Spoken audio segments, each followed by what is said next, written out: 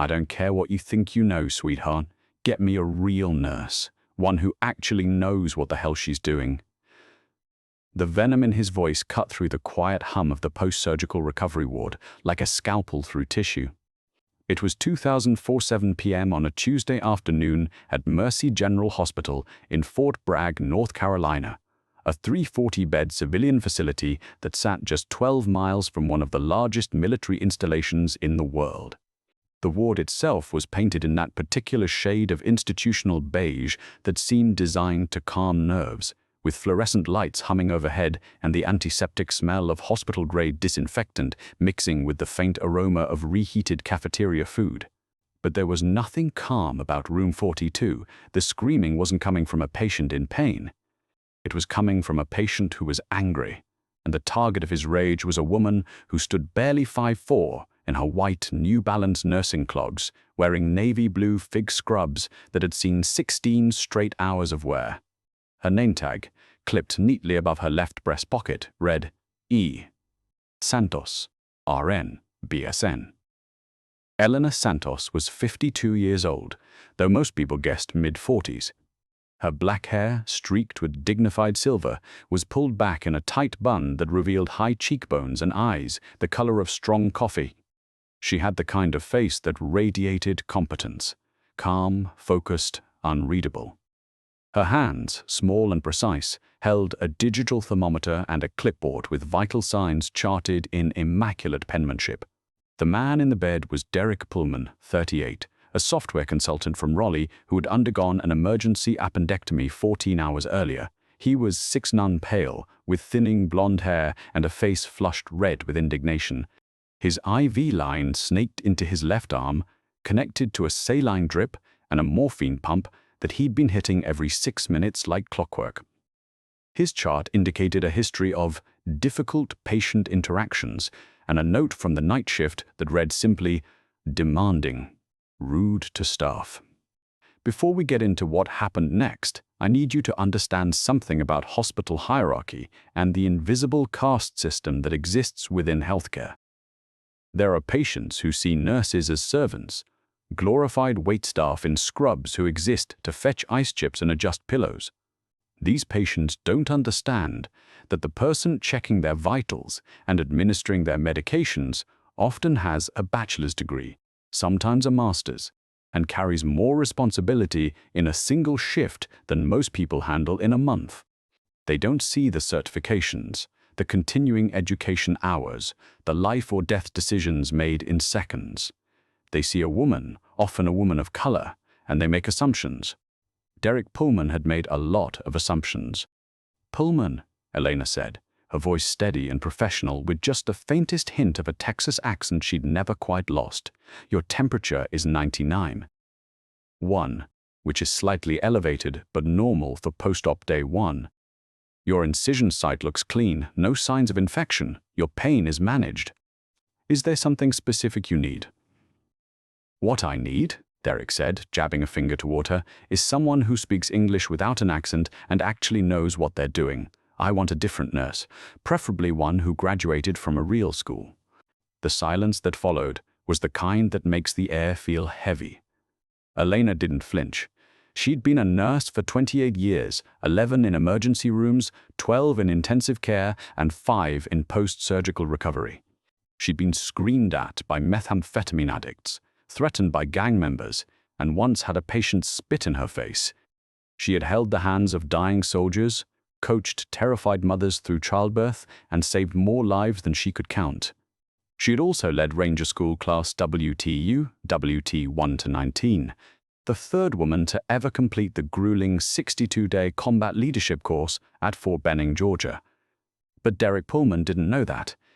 "Mr. Pullman," she said evenly, "I'm the charge nurse for this ward. I graduated summa cum laude from the University of Texas at Austin with my BSN, and I hold certifications in critical care, trauma nursing, and advanced cardiac life support. I'm the most experienced nurse on this floor.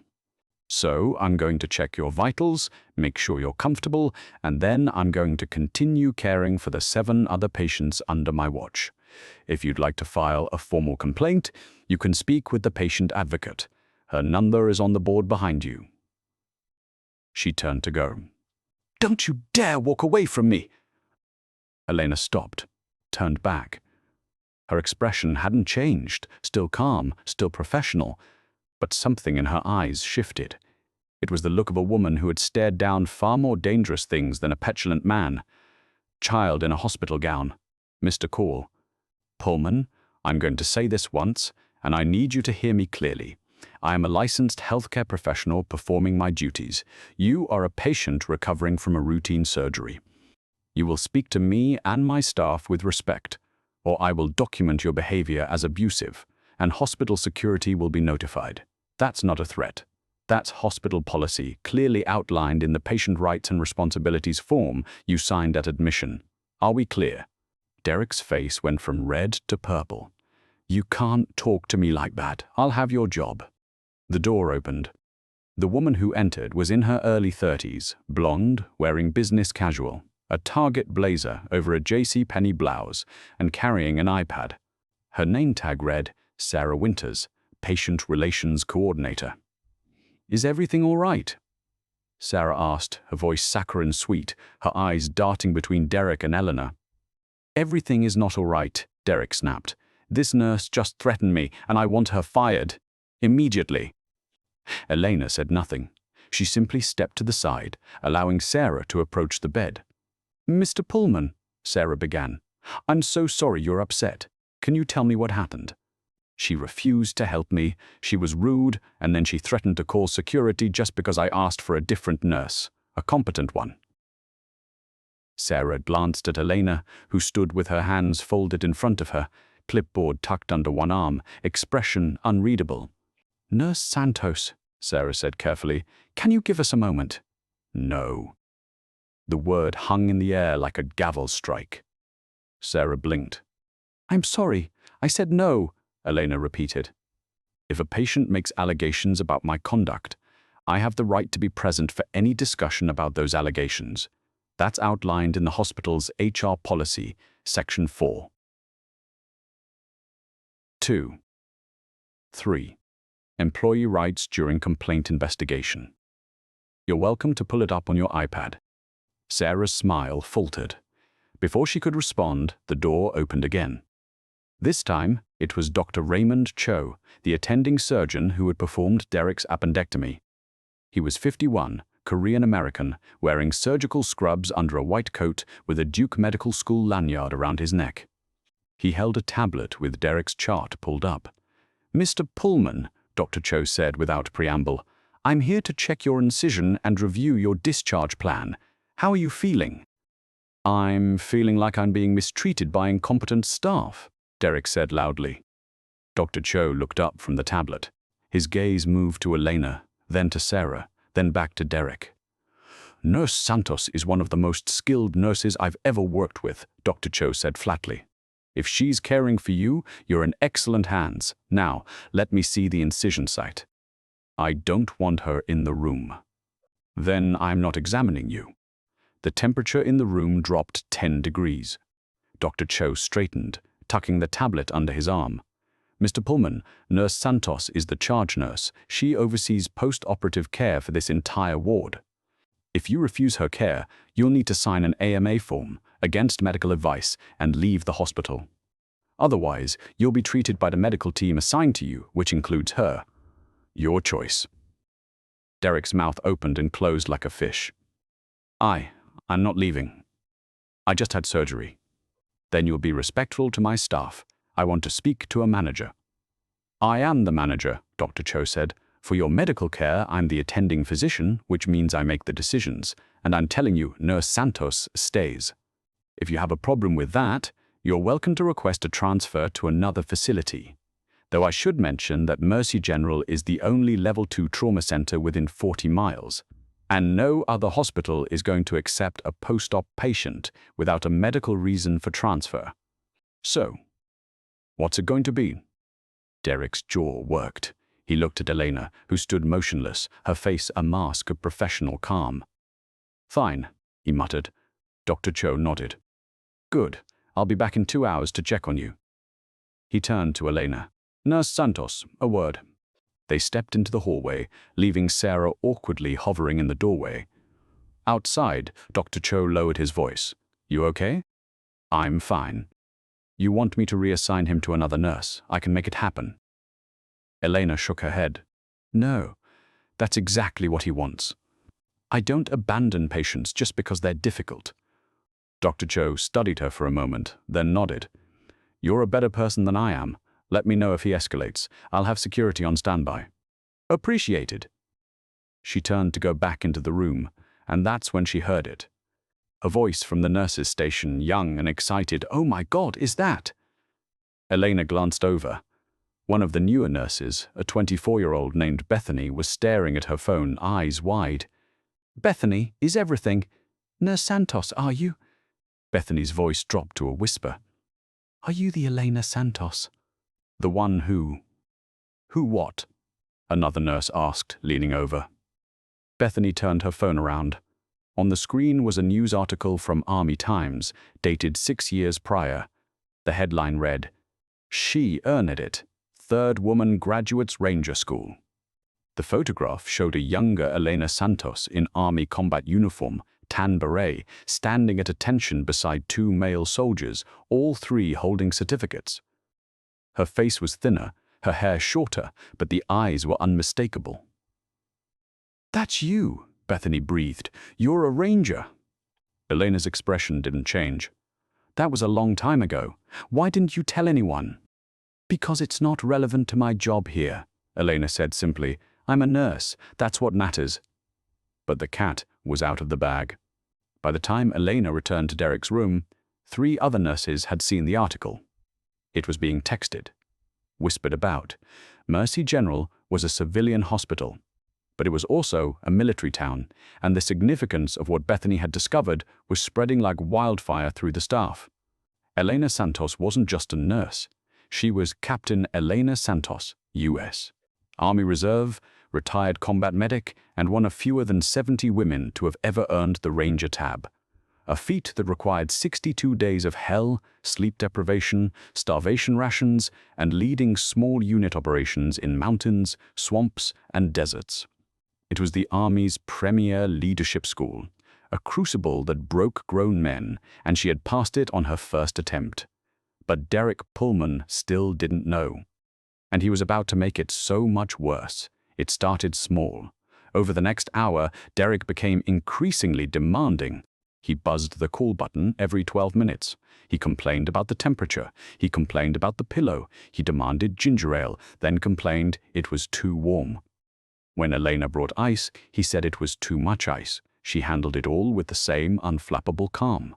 But at 4:18 p.m., things escalated. Elena entered the room to administer his scheduled antibiotic, a bag of Zosyn that would drip over 30 minutes through his IV. "I'm not taking that," Derek said immediately. Elena paused. "Mr. Pullman, this is Cefepime. It's a broad-spectrum antibiotic prescribed by Dr. Cho to prevent post-surgical infection. It's standard protocol." "I don't care. I don't want it. You people are always trying to push drugs." Elena took a slow breath. "You had abdominal surgery. Without antibiotics, your risk of sepsis increases significantly. This isn't optional. Everything is optional. I know my rights." "You do," Elena agreed. "You have the right to refuse treatment. But if you do, I need you to sign a refusal form, and Dr. Cho will need to document it in your chart. You'll also be informed of the risks, which include potential infection, sepsis, and in extreme cases, death." Derek sneered. "You're just trying to scare me. I'm trying to keep you alive." "No, you're trying to cover your ass because you people messed up my surgery." That was new. Elena's eyes narrowed slightly. "What are you talking about?" "I've been reading online," Derek said, gesturing to his phone on the bedside table. "Appendectomies are supposed to be simple. But I'm in pain, and I'm swollen, and my incision looks weird. I think you people cut something you weren't supposed to." Before we continue, you need to understand something about medical malpractice allegations. When a patient starts making accusations, especially unfounded ones based on Google searches, It triggers a cascade of liability concerns. Nurses are trained to document everything, say nothing inflammatory, and immediately involve risk management, because one offhand comment can become a lawsuit. Elena knew this. So she said very carefully, "Mr. Pullman, if you have concerns about your surgical outcome, I encourage you to discuss them with Dr. Cho. I'm going to document your refusal of antibiotics and have him paged immediately." She turned to leave. "That's right, run away, just like you people always do." Elena stopped. She turned back slowly. "You people," she repeated, her voice dangerously quiet. "What does that mean exactly?" Derek's face flushed. "You know what it means." "I'd like you to clarify." "I mean nurses, you're all the same. Lazy, incompetent, just here for a paycheck." The lie was transparent. They both knew what he'd meant. Elena walked back to the bedside. She didn't raise her voice, didn't need to. "Mr. Pullman, I have been a nurse for 28 years. I have held certifications in emergency medicine, intensive care, trauma, and advanced cardiac life support. I have worked in Level I trauma centers in Houston, San Antonio, and Fayetteville. I have performed triage on mass casualty incidents. I have run codes on patients whose hearts stopped beating and brought them back. I have done this work with professionalism, compassion, and skill. And I have done it while people like you question my competence, my education, and my right to be in this room. So let me be very clear, I don't care if you like me, I don't care if you respect me, but you will allow me to do my job. Because right now, whether you realize it or not, I am the only thing standing between you and a very preventable complication." The silence that followed was absolute. Derek stared at her, his face a mottled red. And then he said the worst possible thing. "Get out. Get out. I'm calling a lawyer. You just threatened me. I'm going to sue you, sue this hospital, and make sure you never work in healthcare again. Do you hear me? You're done." He grabbed his phone, fumbling with it, trying to pull up Google. Elena didn't move, didn't speak. She simply pressed the call button on the wall. 3 short presses, the code for staff assistance. Within 30 seconds, Dr. Cho appeared, followed by Sarah from Patient Relations and a hospital security guard named Marcus, a 6'3" former Marine with arms the size of tree trunks. "What's going on?" Dr. Cho asked. "He's threatening me," Derek shouted, pointing at Elena. "She came in here, refused to give me medication, and then verbally assaulted me." Dr. Cho looked at Elena. "I offered to administer his prescribed antibiotic," Elena said calmly. "He refused. I explained the risks and offered a refusal form. He then stated he believes there was surgical error and indicated intent to pursue legal action. At that point, I called for support." Dr. Cho's expression darkened. "Mr. Pullman, did you refuse the antibiotic?" "Yes, because." "Then this conversation is over. You'll sign the refusal form, and I'll document it in your chart. If you develop an infection, that's on you." He turned to Elena. "You did everything correctly. Document everything he said, word for word." "I already am." Dr. Court. Cho turned to leave, but Derek wasn't done. "This is bullshit," he screamed. "You're all covering for her. She's incompetent, she's rude, and she shouldn't be working here. I want her fired." And that's when the door opened. The men who entered didn't knock. There were 4 of them, all wearing Army combat uniforms in the operational camouflage pattern, green and brown pixels that marked them as active duty soldiers. Their boots were spit-shined, their uniforms creased with military precision. 3 of them were young, maybe mid-20s, with the lean, coiled tension of men who spent their lives in peak physical condition. The 4th was older, early 40s, with a Ranger tab on his left shoulder, a combat infantryman badge above his name tape, and the rank of Sergeant First Class stitched in black thread. His name tape read, "Imo Orison." They stopped just inside the doorway, taking in the scene. The red-faced patient, the nervous administrator, the security guard, the doctor, and Elena Santos standing in the center of the room like the eye of a hurricane. Sergeant First Class Daniel Morrison's eyes locked onto her. And then he did something that made every person in that room freeze. He came to attention. His right hand snapped up in a crisp salute, held at a perfect 45-degree angle, fingers together, arm rigid. "Captain Santos," he said, his voice formal, respectful, and loud enough to be heard clearly. "Ma'am?" The three younger soldiers behind him immediately mirrored the gesture, coming to attention and saluting in perfect unison. Elena's expression flickered, just for a second, with something that might have been surprise. Or maybe embarrassment. And then her training took over. She straightened, shoulders back, chin up, and returned the salute with the same precision. "Sergeant Morrison, at ease." They dropped the salutes but didn't relax. Morrison stepped forward, his eyes flicking briefly to Derek, then back to Elena. "Ma'am, we heard you were working this ward. We're here to visit Private First Class Diaz. He's in room 408, post-op from knee surgery. We wanted to stop by and pay our respects." "Private Diaz is stable," Elena said, her voice shifting into the clipped, professional tone of a military officer. "He's scheduled for physical therapy eval tomorrow morning. You can visit, but keep it short. He needs rest." "Roger that, ma'am." Morrison hesitated, then added, "Permission to speak freely." Elena nodded. "It's an honor to see you again, ma'am. The whole company knows you're here.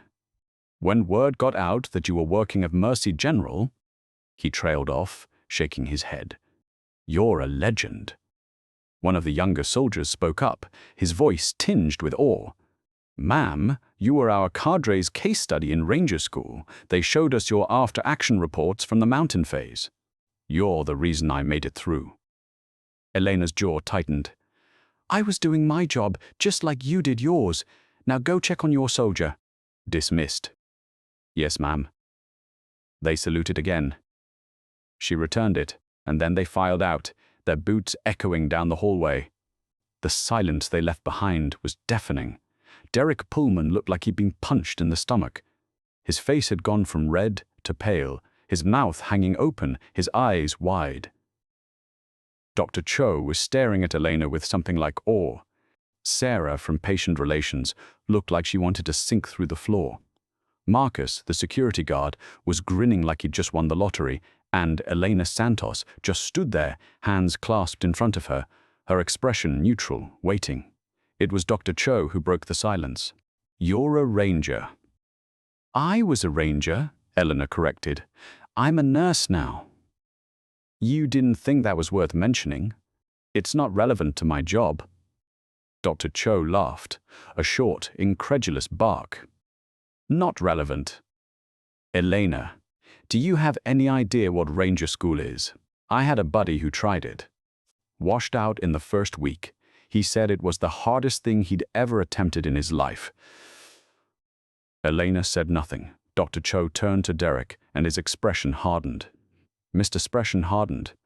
"Pullman, this woman, this captain has more leadership experience, more discipline, and more courage in her little finger than most people have in their entire bodies.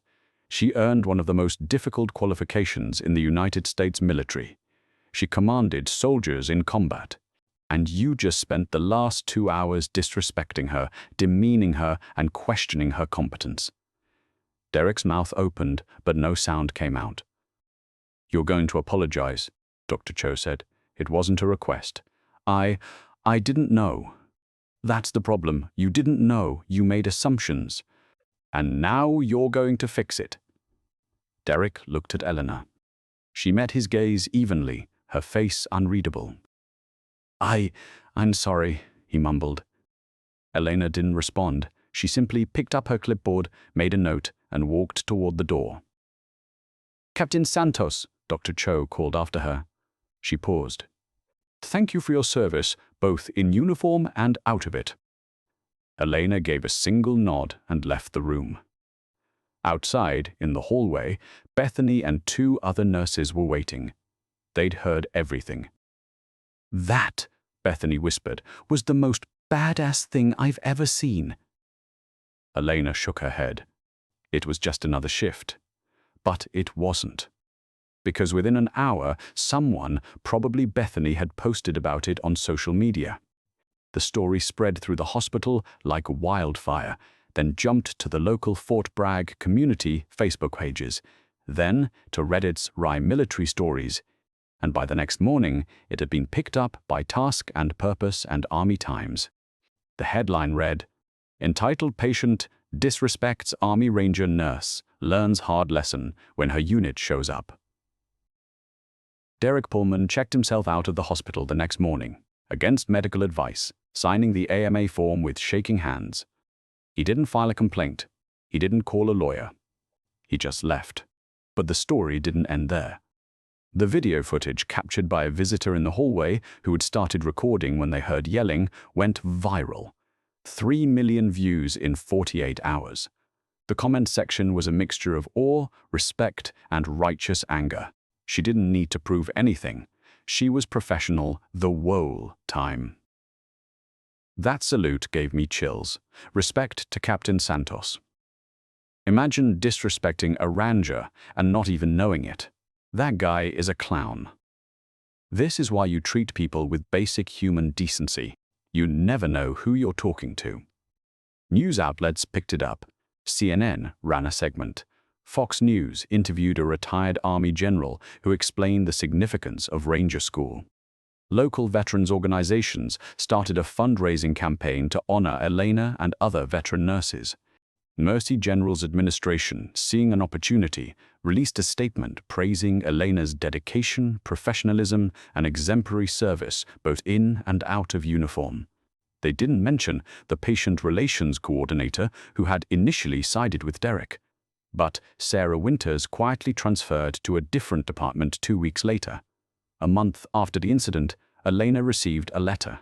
It was from the Secretary of the Army, thanking her for her continued service to the military community and informing her that she had been selected to receive the Distinguished Service Medal for her years of work training combat medics and contributing to medical readiness programs.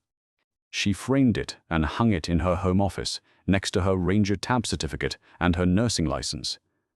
But the real change happened at Mercy General. Dr. Creech. Cho pushed through a new hospital policy, mandatory staff training on respect, anti-discrimination, and the legal rights of healthcare workers to refuse care from abusive patients. The policy was named the Elena Santos Standard of Care Protocol. Elena didn't ask for it, didn't want the attention. But when they unveiled it at a hospital-wide meeting, with staff giving her a standing ovation, she stood and said just one thing. "We don't do this job for recognition. We do it because patients need us. But we also deserve to do it with dignity. Every nurse, every tech, every custodian in this building deserves respect, not because of what they've done outside these walls, but because of what they do inside them every single day. That's the standard." The room erupted in applause. 6 months later, Elena took part of her savings, $50,000 she'd been setting aside for retirement, and donated it to a newly created scholarship fund for nursing students from underserved communities. The Captain Elena Santos Nursing Scholarship would provide full tuition to 1 student per year at the University of Texas at Austin, where she had earned her degree 3 decades prior. When a local reporter asked her why, she said simply, "Because there are people out there who will be amazing nurses, who will save lives, lead teams, and serve with honor. But they can't afford the education. If I can help even one of them get there, it's worth it." On a Tuesday afternoon, 2 years after the incident, Elena Santos clocked in for another shift at Mercy General. She wore the same navy blue fig scrubs, the same New Balance clogs, the same tidy bun. She checked the board, saw she had 8 patients assigned, and got to work. In room 412, the same room where Derek Pullman had once screamed at her, a new patient had just been admitted post-op. An older man, nervous, in pain. Elena introduced herself, checked his vitals, explained his medication schedule, and asked if he needed anything. "No, ma'am," he said quietly. Then, after a pause, Are you the nurse Santos, the one from that video?" Elena gave a small smile.